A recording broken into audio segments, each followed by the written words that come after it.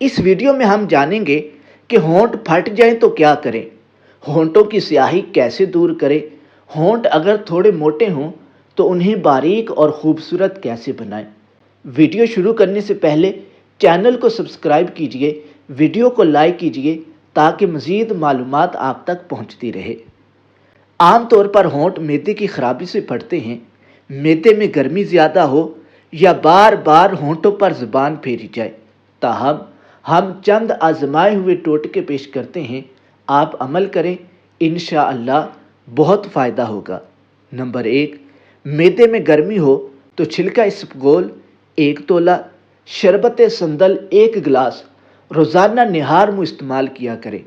Number 2، شہد اور چند قطرے لیموں کے ملا کر رکھ لیں، ہونٹوں پر ملنے سے افاقہ ہوگا۔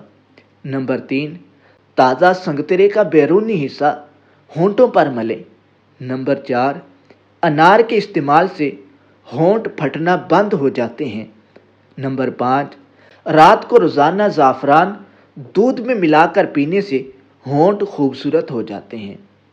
ہونٹ پتلے کرنا، مازو خوب پیس لے، پانی میں ملا کر مرہم سی بنا کر ہونٹوں پر چند بار لگائیں، ایسا کرنے سے ہونٹ پتلے ہو جاتے ہیں۔